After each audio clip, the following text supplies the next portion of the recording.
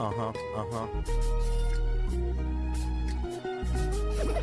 don't give a damn of your ignorant opinion or what you think about me. So, operators, basically what we got going on here is a repost of my IDF build, because you know this happens first, non-advertiser friendly, and then they just completely ban my videos for violating policy of the libtards. So anyways, what I did do this time though is I did save the comments I got the first time this was posted. That won't happen again because I get some epic comments and I like to use them in some videos. So with that being said, operators, hey, hope you learned something. Hope you enjoy. Again, YouTube, kick rocks. Operators, on your feet. In today's build, I give you the Israel Defense Force, also known as the IDF. Enjoy the videos, my peeps. Let's get down with some history. Operators, take a seat. Before we get into the classroom instruction of history today, I just want to point out, what a great shot, that the Israel snipers, or the IDF snipers, are world-renowned in the hyper and counter-hyper operations. They're right there with the Irish hypers. Huh? So, wanted to point that out. Don't be throwing rocks when you got hypers out. Huh? That's the lesson we got there. He didn't K-type them, though. Looks like he just winged them. So, the Israel Defense Forces, or the Israel Defense Forces, Israeli Defense Forces, however you were taught to pronounce that word, basically commonly known as the IDF, are the military forces of the State of Israel. They consist of the ground forces, air force, and navy. It is the sole military wing of the Israeli security forces and has no civilian jurisdiction within Israel. An order from the defense minister on 26 May 1948 officially set up the Israeli Defense Forces as a conscript army formed out of the paramilitary group Haganah, incorporating the militant groups of Ergun and Lehi. The IDF served as Israel's armed forces in all the country's major military operations. Now, there are way too many for me it would take me 5 minutes to go ahead and start talking about all the campaigns and fights they've been in. But from 1948 to present, they have been kicking ass and taking names. I actually wrote a thesis paper in college on the 1967 Six-Day War, which I actually did receive a 96th percentile for. I'm pretty proud of that. I actually still have that somewhere in my files. The number of wars and border conflicts in which the IDF has been involved in its short history makes it one of the most battle-trained and battle-tested armed forces in the freaking universe. You know, I always tell you guys that I'm going to pick a weapon that's been battle tested, right? So there it is. While originally the IDF operated on 3 fronts against the Lebanese and Syrians in the north, Jordanians and Iraqis in the east, and the Egyptians in the south, after the 1979 Egyptian-Israeli peace treaty, it has concentrated its activities in southern Lebanon and the Palestinian territories. The Israel Defense Forces differ from most armed forces in the world in many ways. Differences include the mandatory conscription of women and their structure within the IDF. In this structure, which emphasizes close relations between the Army, Navy, and Air Force. Since its founding, the IDF has been specifically designed to match Israel's unique security situation. Basically, if you think about it, Israel is basically surrounded by a bunch of douchebags. Huh? Like, I'm not calling all Arabs douchebags, so you Arabs that are listening and shit, look, I've got another build for you, okay? I've got the Iraqi Special Forces, so get off my dick, because I back Israel 100%. And that goes for all you 88s out there, too, if you know what I'm saying, okay? I ain't got time for white supremacy on this fucking channel. Let's make that first and foremost clear. And I just wanted to put that down, because I get comments sometime talking about, you know, these J bastards from from YouTube. Basically, you know, YouTube is nothing but a bunch. Like, I know the drill, okay? I get the gist of the white power movement, okay? I agree with some of it, and some of it, you know, you can suck my balls to it. That's not really history, but just like if I was instructing a class, I would actually put that in, okay? What I'm saying is, the IDF is one of Israel society's most prominent institutions. If you look at their topography, if you look at their map, right, they are surrounded by people that have wanted to kill them like forever. Forever.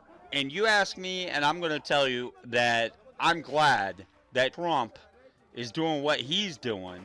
That's my commander-in-chief doing that. And I'm not agreeing with everything that Israel stands for, just like I'm not disagreeing with everything that their enemies stand for, huh? So let's get that straight. Tracking on. Let's go. Now, this is something that is really interesting to me myself as far as Israel and the politics that go down there. Basically, all branches of the IDF answer to a single general staff. The chief of the general staff is the only serving officer having the rank of lieutenant general. He reports directly to the defense minister and indirectly to the prime minister of Israel and the cabinet there. Chiefs of staffs are formally appointed by the cabinet based on the defense minister's recommendation for 3 years, but the government can vote to extend their service to 4 and on rare occasion 5 years. So what that basically means is that the general staff, the chief of the general staff in Israel, really has just as much, not power, I would say, but maybe political gain, political influence than the actual prime minister himself. Huh? And so when you cut that down, basically, and the chief of the general staff, he reports directly to the defense minister, but you got to remember that it's not like, say, America, where, you know, you would have the 5-star report directly to the Secretary of Defense. So your 5-star usually still reports directly to the Commander-in-Chief, you know, the Prez. But what's really unique is that you better bet your bottom dollar that if the chief of the general staff and the defense minister in Israel decide that we're going to attack or we're going to do this or we're going to do that, you better bet your ass that the prime minister can't stop that. And, you know, I might have some Israelis listening in, hopefully not Orthodox, and there's a reason behind that, which if you ask enough questions in the comments, I'll gladly tell you that the Orthodox Jews basically have their own basic unit within the IDF, huh? Because they are basically what we would consider in America or other countries the Bible thumpers, the Orthodox Jews are. And to be honest with you, a lot of Orthodox Jews don't even want Israel to basically be their own state. They really don't believe in that. They consider themselves Jews, the messengers of God, which is all fine and I guess but I mean, I don't know, you know. They're the chosen people. Okay, roger that, You know, I'm fairly religious, but I got to tell you, if everybody else has come scripted, including the females to serve, and you go to a Bible school or, you know, Bible college and you're all about the Bible, that's fine. But to me, being a scholar is excellent, but also being a warrior is most excellent. So maybe I'll actually do a build on that unit. Who knows? And basically, Orthodox Jews are actually selected, say, prior to middle school, after elementary school, to attend what's called yeshiva, where they do their scholar studies and biblical studies. However, when I was there over 2 decades ago, training and advising so I got this a lot in the comments off my very first build, and basically people were like, yeah, when did you carry the Galil? When did you? Okay, so over 2 decades ago, I was with this unit and trained and advised with them. That unit was Sere Makal, or Sere Makal. And basically, they're just basically a LORP unit, which also emphasizes on CT, counterterrorism, right? So I was with that unit. That's when I carried the Galil. They were also carrying the M16 at the time, so let's not get it all twisted around. And I will tell you more about my experience with the Galil when we get to the build. Now, closing this out. Basically, the IDF was established in 1948. Israeli Army, Israeli Air Force, Israeli Navy. But let me emphasize, I plan on talking more about the Israeli Air Force with its own build. Because trust me, Israel's Air Force saved their ass more time than not. That's what they were known for, even during my time there.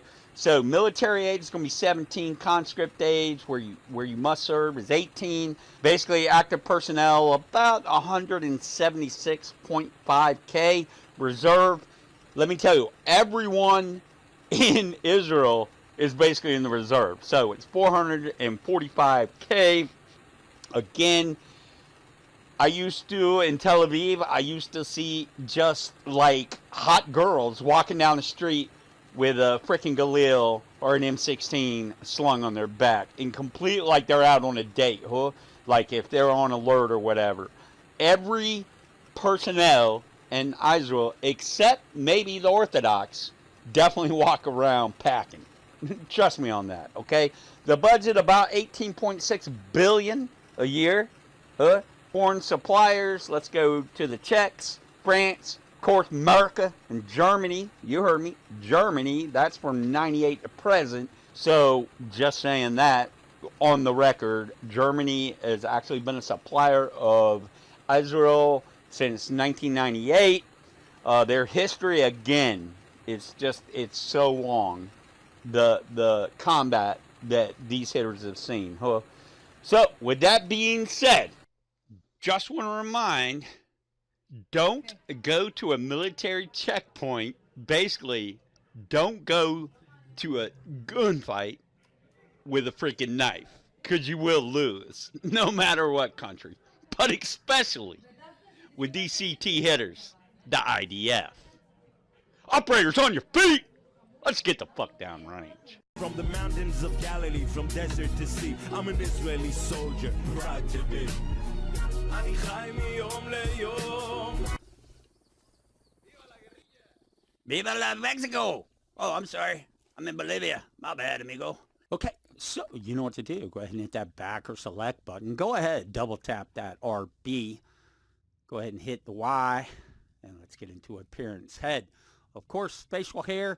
Now, you can go ahead and get some damn whiskers on it. You can go ahead and beard up if you want. It's not against their regulations. I believe, though, that you actually still do need a shaving profile within the IDF to wear a beard.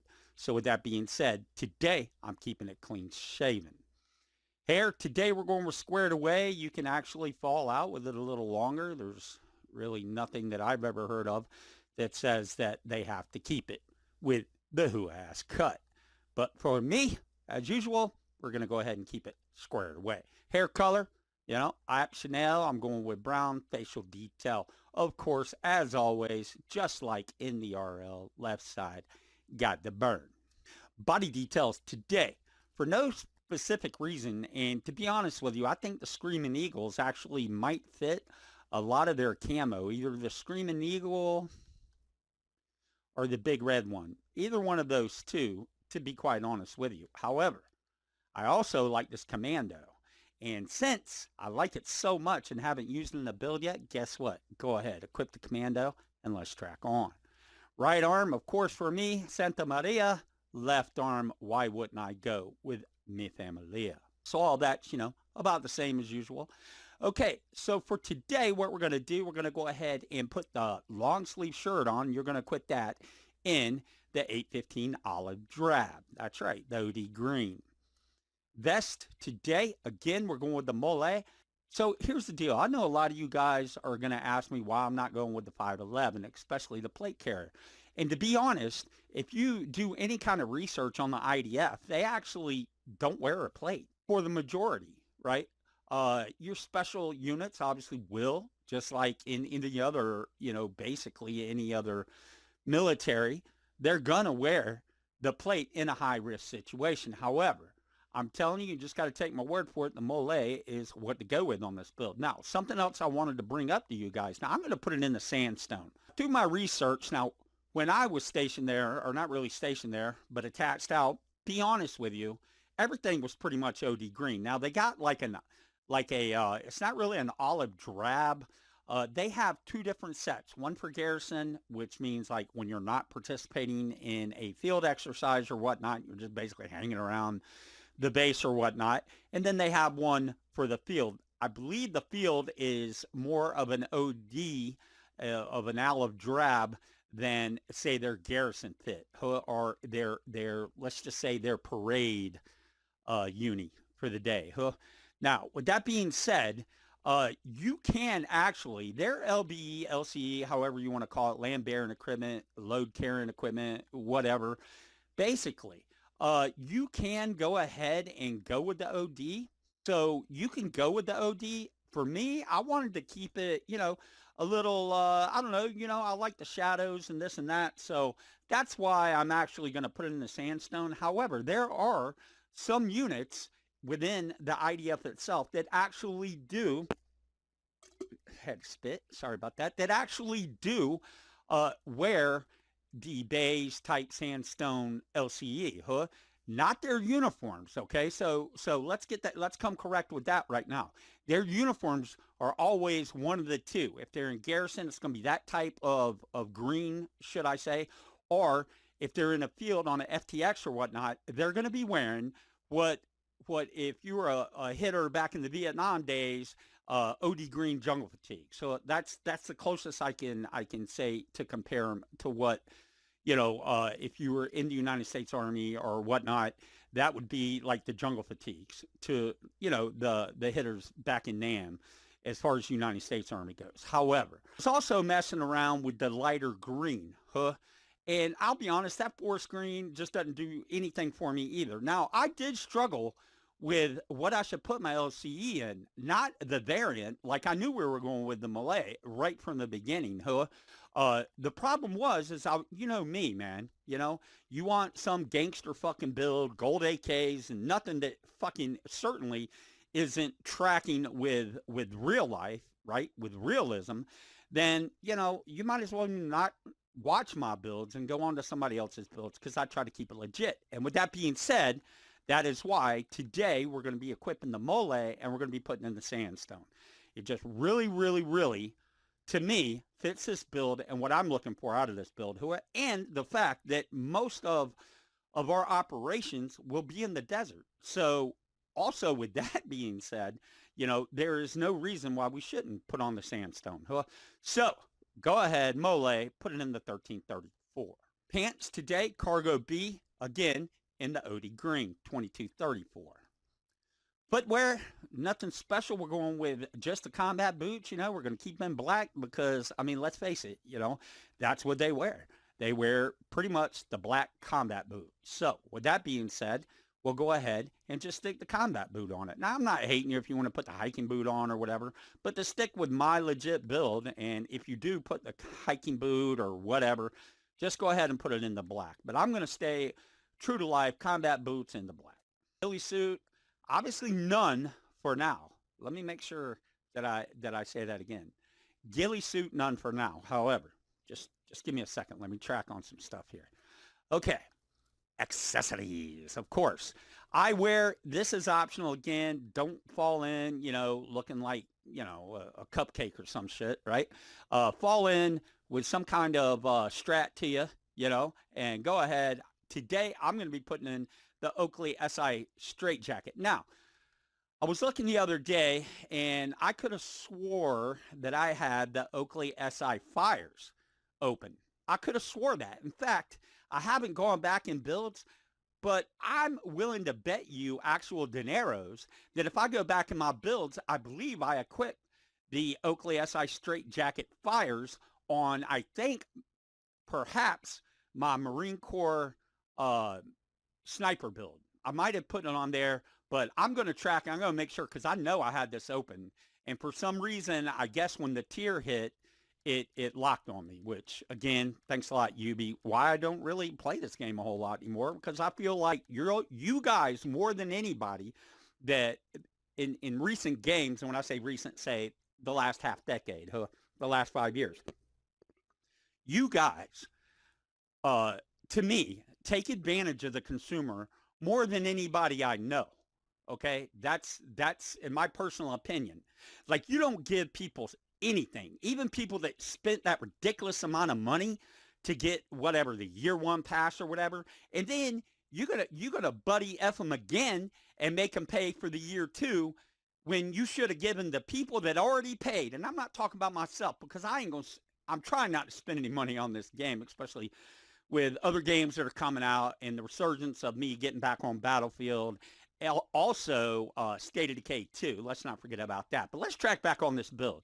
So I know I had the fires open, the straight jacket fires open, and now all I got is straight jackets. But, nothing surprises me with Ubisoft. Nothing. They have not done one thing that has really surprised me. That's all I'm saying. We still don't have an ACOG for an LMG. Anyway, let's track. So put it in the Oakley straight jacket for today's build.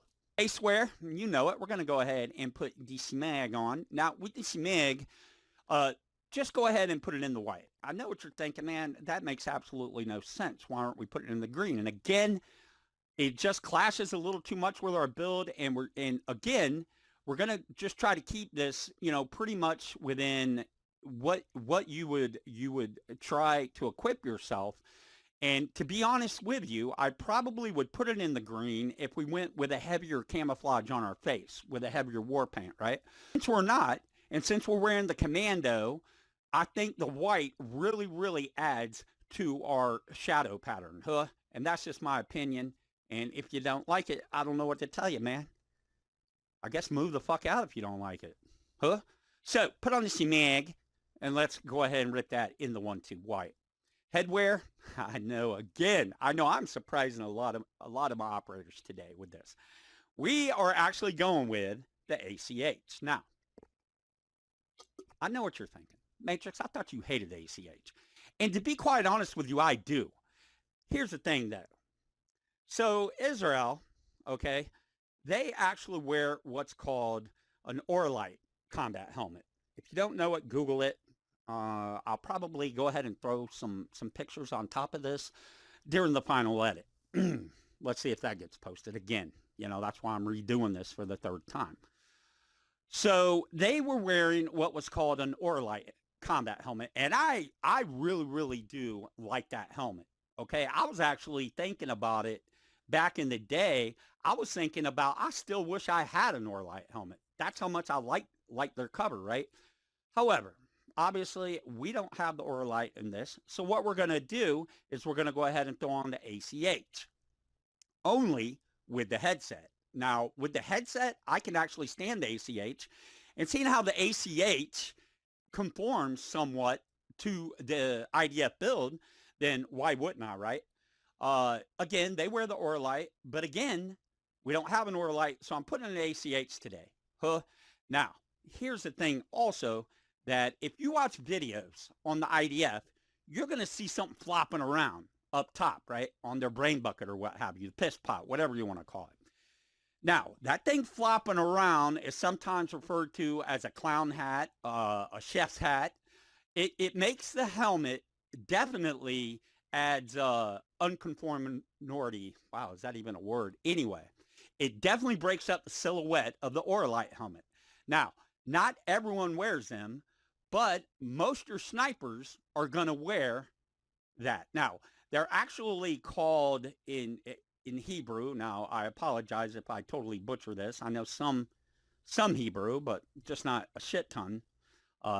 Especially I hadn't been probably to Israel in over a decade. So it's called the Metznevit, okay? That is actually what the helmet cover is. when I'm referring to the clown hat or the chef's hat or what have you, all it does is provide breakup to the actual brain bucket, to the actual Orlight helmet. It is nothing but a helmet cover, just like in America or other places, other militaries. You just don't wear something without a cover going on it, even if it's a conformed, fitting cover that doesn't really go to break up the shape of the helmet, however, the color of the helmet. So with their chef's hat, they basically, which again is their helmet cover, they actually put it on. They put it on, and it breaks it up. It also actually provides a little bit of shade when you're out doing operations in that killer sun. It actually, you can cover up with it, and it actually provides a little shade. But more so, it's to break up the silhouette of said Orlight helmet. That's really why they wear it, to be quite honest with you. But again, some people, some Israelis don't wear it. Some do. Some Orthodox wear it. You can go back in my history, know what I'm talking about with the Orthodox Jew, for those guys tuning in right now. However, again, I'll try to maybe put some pictures of that up too, because it's almost one of the most ridiculous helmet covers I have ever seen. However, it might be ridiculous, but one thing it is, there's a reason that they wear it, okay? So let's not forget that. So today, again, the ACH, and we're going to get back to this ACH here in a little bit, okay? So, but for today, we're going to go ahead and use the ACH helmet. And again, I hope you enjoyed my little spiel on the clown hat or the chef's hat or just really the helmet cover for the Orlight, which I have it on very good authority that the Ukraine are actually going to get Israel's clown helmet covers, so to speak. So they're going to start using those too. Again, it's a very unconventional helmet cover, but it serves a purpose. They're not wearing it just so they can look, like an artard. Because trust me, you kind of look like one when you have it on. Anyway, ACH helmet, OD green, let's track. Headsets, again, today we're going with headset A. You're going to also equip that in the OD green. Let me clarify something, though. Now, I said that we weren't going to be using a ghillie suit. However, since they do wear the helmet cover, the clown hat, the chef's hat, the Metsnevet, okay, since they do wear that, go ahead, drop into your ghillies, go with the you can either go with the camo netting or you can go with the compact, either one. But if you do this, because to be honest with you, IDF really doesn't wear headsets. Not your straight up grunt IDF. Okay, they don't wear headsets. So to me, okay, so hold on, let's go back here real quick. So we're gonna go combat. I think we're gonna keep it. Actually, I think we're gonna throw it in the sandstone. Yep. So you want to put that in the sandstone, and the only reason that I'm really allowing that as my build, not that I can tell you what to wear or what not to wear. In fact, I know a lot of you guys will probably have the headsets on with this build, as well as your compact ghillie up top. So go ahead, equip that in the sandstone. Let's track back a little. Go to our accessories, go back into our ACH, or correction, go back into our headsets, and go ahead and just put the earpiece on, right? So you put the earpiece on, and that's how I'm rolling out with this build, for the simple fact that, again, I try to keep it 100% real with you guys. And if I felt, and if I knew that the infantrymen with the IDF actually wore headsets, like more so than not, I would actually keep the headset on with the ACH.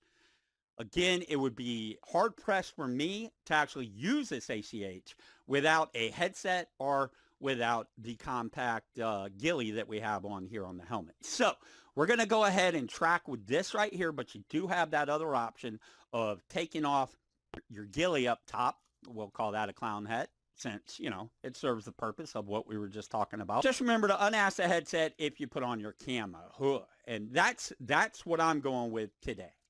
So let's track. Handwear Oakley pilots, why wouldn't we? And we'll be putting those actually in the neutral. Backpacks, rucksacks, Alice packs.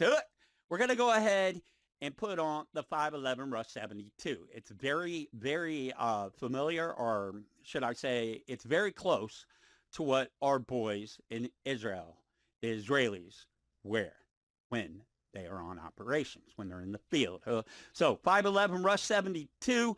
Now, I'm not going to completely hate you if you want to put this in the sandstone, but me, myself, I mean, it does look pretty good in the sandstone, but me, myself, I'm going to keep it real because they do, they're pretty much OD'd out over there, right? Again, they have two different shades of the green, depending on if they're in the field or they're in garrison. So we're going to go ahead, drop this on the 2233 511 Rush 72 in the olive drab. Brands, of course, Let's Roll, Romeo 9. I'm not hating you if you want to put the old Star of David up there. If you want to throw on the Israeli flag, I'm not hating you at all if you want to do that. However, you know how we roll, and that's Let's Roll. Let's roll, my peeps. Let's go.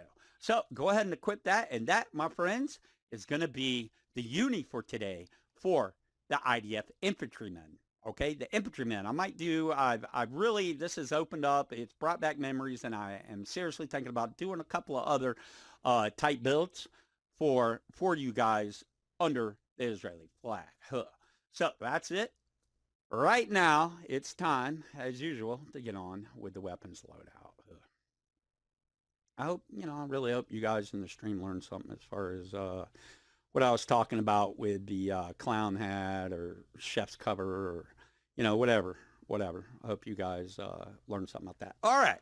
So tracking on. Now, today we're going to start with the secondary, which I'm not hating you if you want to make it your primary, but there is a reason I have it as a secondary, and that is the Galil. I know a lot of you guys heard me say when I was attached out to Israel that I actually carried the Galil.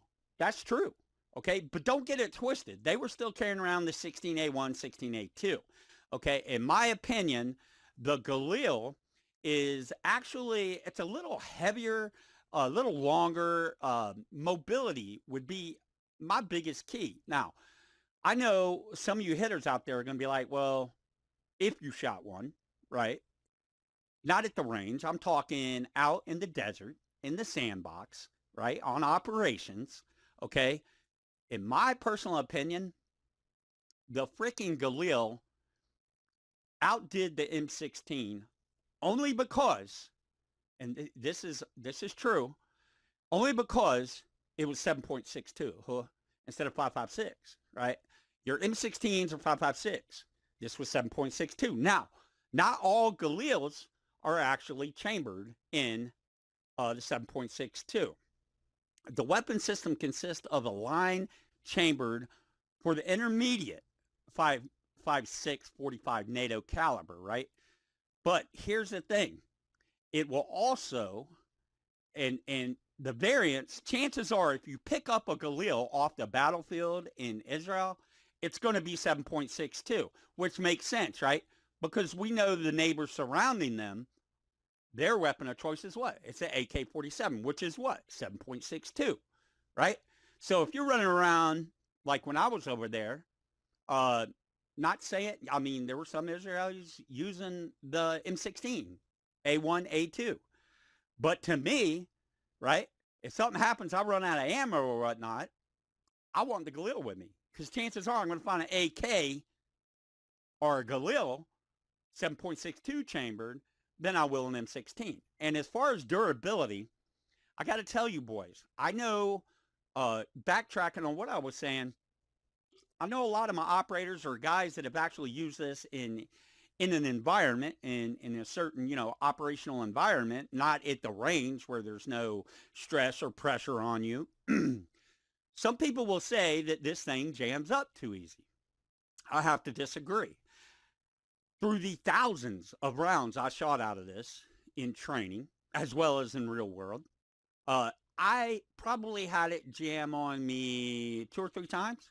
In fact, point of fact, we actually buried this thing and buried an M16 in the sand, completely submerged, pulled them out, racked around, and the Galil fired and the M16 didn't. So it was pretty much from that day on, as well as the reasoning behind carrying a 7.62 in that region with the unit. Now, I'm not saying if you're in a line unit, there's going to be plenty of beer and dope, beans and bullets, whatever you want. There's going to be plenty of supply. All right, if you're inside the wire, outside the wire, just with a line unit. But for operators, for hitters, right, there's not, it's not call in a care package, right? You might not see a care package, huh? So this is all I'm saying, and that's why that the Galil is actually one of my favorite weapons of all time. It's definitely been battle tested, just like the 16. And that, I just don't know what else to say about this weapon, but that is my personal experience with it. People saying it was jammed. Now, the mobility, I'll give you that. It just seemed more, should I say, cumbersome. That's the good word for it. It seemed more cumbersome than even the M16. Less mobility, but it packs a punch. And again, I've made plenty of 300-meter shots with this. I mean, it's that good of a weapon, in my opinion. So with that being said, let's go ahead and go ahead and dust this. Again, this is our secondary. I am making this secondary more of a DMR, because we're carrying the primary, what they actually carry today. However, to me, the TAR really doesn't have the DMR qualities that I'm looking for as this Galil would. So go ahead, throw that bad boy in the dark earth, and let's part it out. We're going with the extended buttstock in the black. Don't got the folded open. If I did, who knows? I might use it, but then again, I might not, because again, this is pretty much my go-to DMR to cover my team's ass if I'm in the Overwatch position. Again, I'm probably going to do some sniper builds because they do have some of the best urban snipers, as I said, in the history, as well as the Irish. Okay, anybody that's had urban warfare since, way back, they're obviously going to be good at sniping in an urban combat situation, right?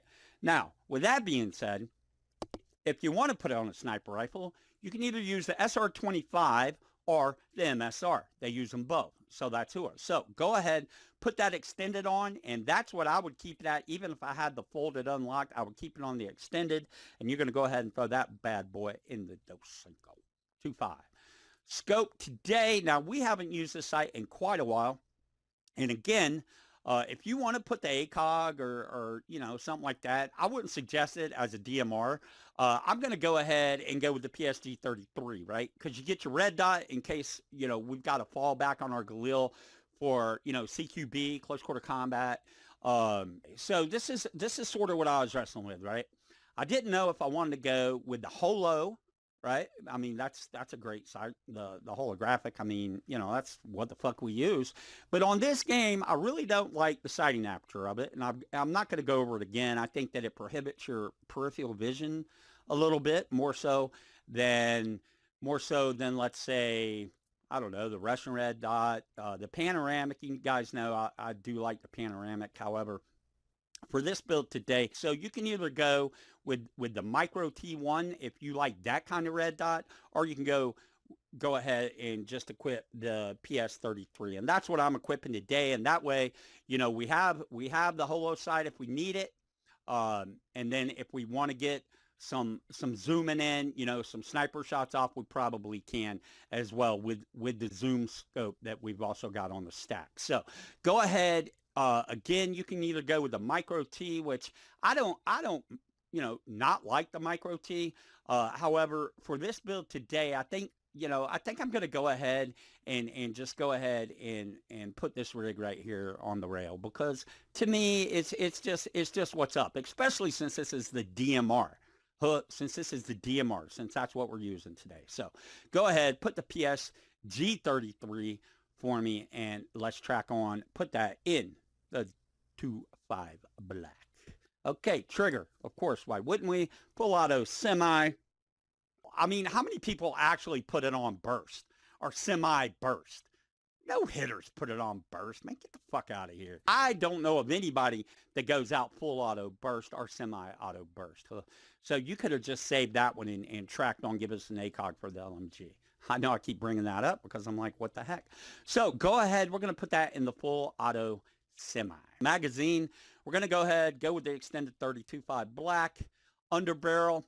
Now, again, DMR, if you look at everything here, it just takes away from our accuracy. So just go ahead, put in the shift short angled and put that in the black. Today we are dipping the mint grizzly. That's what we're dipping today. And we're drinking Mountain Dew. Okay. So where are we at here? Okay, rail today. Why wouldn't we DMR rangefinder 2.5 black? Barrel again. I don't know how many times I have to say this, or I should say it. But again, obviously we're going with the long barrel DMR. Let's go. Why would we even think about putting the standard barrel on? For better handling? First off, we're probably going to be, you know, on semi-auto taking pot shots with the Overwatch as the DMR. So again, long barrel, 2.5 black. Let's roll. Muzzle again, you know, you want a compensator, go ahead and put it on there. I'm using the compensator Victor too.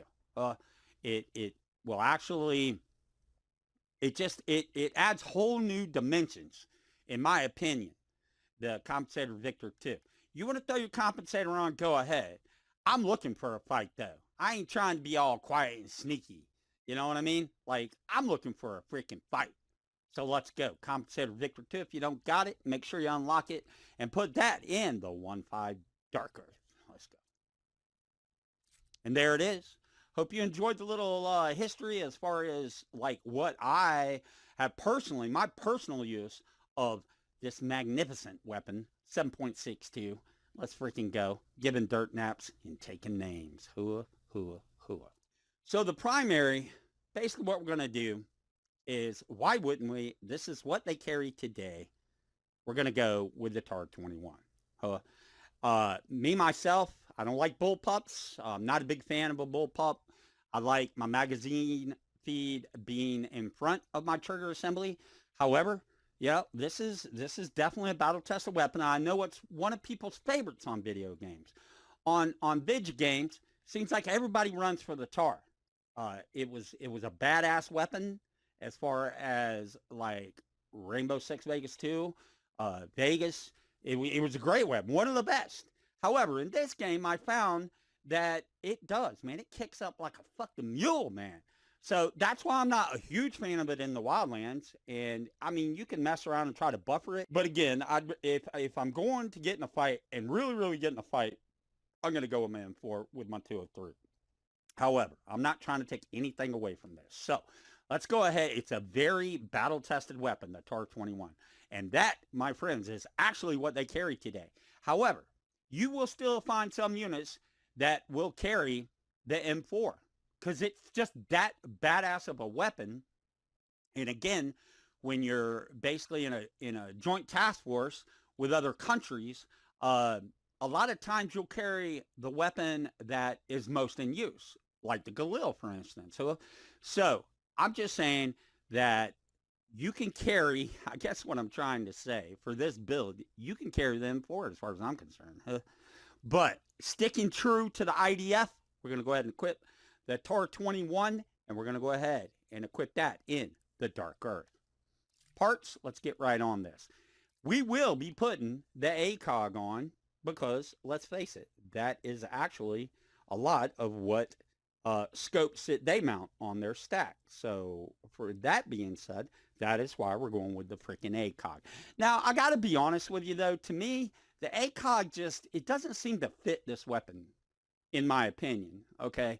But it's, you know, it's a solid weapon. I mean, if you look at your most high-speed units these days, all of them usually have the ACOG on the top stack because it's just that good of a scope, okay? It really is. So I just feel like it's sort of, what's the word I'm looking for? It doesn't fit with the scale of this weapon, I guess. To me, this is a CQB weapon, kind of-ish, right? But it's a bullpup. A lot of bullpups, to me, just got a weird look to them. I don't know. I mean, I guess because I just haven't shot them that much, and I definitely haven't carried one in situations that I've been in. You know, to me, are you gonna put an ACOG on a CQB weapon? No, not really. However, that's what they carry, the TAR-21 with ACOG. So who am I to disagree with it? To be honest, I mean, I'm quite sure the IDF knows what they're doing as well. So go ahead and throw that ACOG on the scope trigger. Again, full auto semi. Now on this one, you know, they didn't bother giving you other choices, which again, I don't know many people that want to put it on the burst semi. Yeah, just saying. I just don't get it. So we'll go ahead, full auto semi for obvious reasons. Now, this is one thing I am liking about this TAR in this video game, and that's the cap. You get 50 freaking rounds. 50 rounds, man. But again, you get 50 rounds on the M4.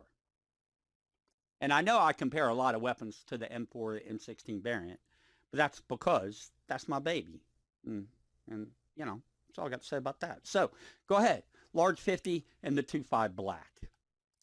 Under barrel, today we're going with the foregrip Victor 4 for the obvious reasons. I mean, you know, we don't really need, we don't need to be balls on accuracy. Again, this is more of a CQB. So I sort of wanted to level out the accuracy and the handling, thinking that I'm going to be, you know, shit kicking doors with this. And to me, the foregrip Victor 4 does just that. Now, I will be carrying 6 fragmentations with me, so hence the reason that I'm not going for the STD grenade launcher. That's just every time the STD grenade, it just messes with me, because we actually had a saying about the STD grenade launcher and a group that I hung out with down in Latin America. You can only imagine what that joke, and I really can't say it, or this video has absolutely no chance of posting. So go ahead.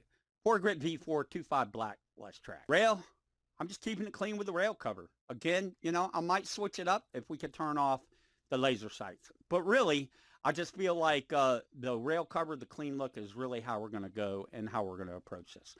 Barrel, no reason for the long barrel. In fact, let's go ahead, throw the long barrel on and look at it, okay? It's not really that bad. So if you want to put the long barrel on it, I guess you can, but it's already got enough kick without putting an extended barrel on it, in my opinion, in this game especially. So I want y'all to quit this, just how I got it, and go out and just put it on full auto and see how it climbs. That's all I'm trying to say, right? So with that being said, again, CQB, this is the door we're going to be shit kicking with. We're going to go ahead and put the standard barrel on. We might not have the shot out, say 250 meters, 200 meters, especially with the short barrel on. Again, that's why I would carry the panoramic, but again, I stay legit. IDF pretty much uses the ACOG on the TAR. But if I had to do it my way, I'd probably put the panoramic on. I'll just go ahead and tell you, right? And let's go ahead and put the standard barrel on, okay? And let's put that in the dark earth. And you can tell the difference. You know, that long barrel really protruded out. And I'm not going to say that you can't make a more range shot with the long barrel, because obviously you can. But again, bullpups kick, man. They have a tendency to do that. So to me, that's another reason I wouldn't put the long barrel on here, because to me, it would be out of control. Now, if you're going to turn the TAR-21 into a DMR, like we did our Galil, well, then hell yeah, put the long on. You might want to switch up scopes in or keep the ACOG on. But I'm just saying, this is how we're going to keep it today. We're going to go short barrel. And again, staying with the build, I'm going to keep that ACOG on with the 50 round rack. Let's go. If you like the TAR, more power to you. I'm just not a big fan of bullpups. And I know I'm going to piss some Marines off, Royal Marines. I know I'm going to piss a lot of guys across the pond off saying that, but, you know, that's just me. That's how I went through. You know, that's how I earned my fucking fruit basket. And so I'm just telling you, I'm not a big fan of the bullpups. But, hey, if you got anything, go ahead and leave them in the comments. Like, if you carried one of these with different sights and a different setup, what really works for you? Or even if you haven't carried one of these in real life, but it's one of your primary weapons in Wildlands, which I know a lot of people use the TAR. Again, big games, man. TAR is always on top, right? then let me know how you've got yours equipped, huh? Let's go. And there it is, boys. TAR freaking 21, one of the favorites. In fact, one of the most used weapons now in the IDF. Okay, handguns. Now, today, got to be honest with you, I was looking through, there's quite a few handguns that we can use. Now, when I was over there, you know, obviously, I carried my Colt Commander. They were big on Browning. Certain units that I cross-trained with were huge on the Browning. The Browning, to be honest, if it fit my hand better, I would probably carry a Browning more so than the Colt Commander. Huh? That's how good I really, but it just doesn't fit my hands, right? My goddamn ape hands. You know, it's not a comfortable grip. And again, I tried using different grips on the Browning. It just wasn't for me. Okay. So with that being said, what we're going to do is we're going to carry the good old SIG. The 6-hour 227, in my opinion, again, just my opinion, is one, if not the best handgun. Yeah, you heard me. Like, in the universe. I love SIG. 6-hour are freaking awesome. Not to mention the fact that you could put an extended clip and you don't look like a freaking libtard. Huh? And to me, that makes a big difference, you know, in my opinion, with this, you know, with my builds especially. So with that being said, let's just go. They also will carry Glocks, the Glock 17 or 19, the Jericho. If you don't know about the Jericho, I'll fire the Jericho. I like it, but again, it's not something that I would, you know, it's not going to be my nightstand, you know, my go-to. It's either going to be the Colt Commander, which all you guys know, or a SIG, okay? And they have carried all the weapons that I've stated. So we're not doing anything off mark or off track with this build for the IDF by carrying the SIG 227. Huh? So I did want to say that before we get into it. So paint presets, obviously we're going to keep it black. Parts, we can go with the magazine, extended 15, because it just looks so damn hood. And that's what we're going with. Plus, you know, 5 more rounds, that's hood. So, okay, rail, we're going to keep it clean. Rail cover, make sure you put that in the gray, by the way. The extended, we're going to put in the black. Barrel, we're going standard barrel on this build. I guess because really we have no other choice. Put that in the gray, peeps. All right, muzzle, stock muzzle in the black, and there it is. The 6-hour 227, and I got to be honest with you, again, I can't say it enough, how much I really, really do enjoy this weapon in real life and in this video game. However, on this video game, I just wish that they had the Dago sights on it. That's one thing I don't like about carrying this weapon in this particular game, because, you know, in RL, you know, you just throw some Trichons up there and that picks that. But with this game, they decided not to give us any kind of Dayglow or Trichon sight. So, you know, it is what it is. But, yep, that's the freaking SIG 227, one of the best handguns, in my opinion, in the universe. That's just how I feel about it. Okay, everything else is pretty much optional. Again, I haven't unlocked like any of this shit. You know, flash grenades, mines, C4, frags. Well, my bad. Obviously. I love my frags, even though I have no left bumper at the moment. But all that's gonna be a thing of the past come Friday. Can't wait. So, frag grenade is what I'm equipping. Obviously, I'm carrying 6, so I like to carry the 203 or the STD. I don't really like having or carrying STD. However, you know, that's kind of beside the point here and there. I'll always carry the 6 frag grenades. Okay, haven't, as stated, unlock the mine, the C4, flash grenades. I really just find myself playing more PUBG and State of Decay 2 these days than I really do Wildlands. But I still enjoy the builds. So what I'm saying on that end is I can't wait to get my PC so I can do some Arma builds. That is going to be legit and lit as hell. All right. See, I'm down. I can say lit. I get away with that, man. You know, my kids keep me informed. Just go ahead and take a knee real quick. That's what she said. Looks tight, right, my boys? Now, that, for instance, is what the OD green vest would look like. I think he's got a ballistic vest on, but, man, I tell you, I can't even see that dude. It looks legit. So, okay, my peeps, that's a build today. I really hope you guys enjoyed it. I know it's been a minute since I've gotten one out. Actually, this one, we're going to try it again, fourth time. You know, they've taken the last 3 completely down. And why don't you do me a favor? Go ahead, have an amazing day today. I hope tomorrow's amazing. I hope yesterday was amazing for you guys. Don't forget, tell all your friends about my channel. Snipe like, snipe the sub, cause my poops. Operator 41, I'll see you next video, cause that's how we roll. Here's the tar in action. Fully auto. The bitch just climbs. But, you know, you pay attention to your fire control, and it's not too bad. But again, let me know what you guys equip on yours. And of course, here's the Galil.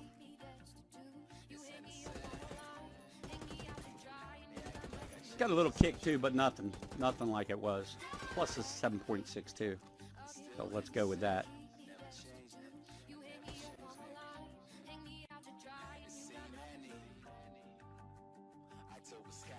Dreaming big, town is small, and it's going down. All I need is a microphone, I'm headed for the crown, y'all. Call me whack, call me weak, they'll never blow. Memphis bleak, they know like the radio that Henderson was meant to speak. I'm on these tracks, just like Thomas, I'm the truth, just being honest. Y'all a bunch of Martin and Anthony's, yeah, that's prima donnas. Wayne Brady, they know the deal. Henderson just showing skill.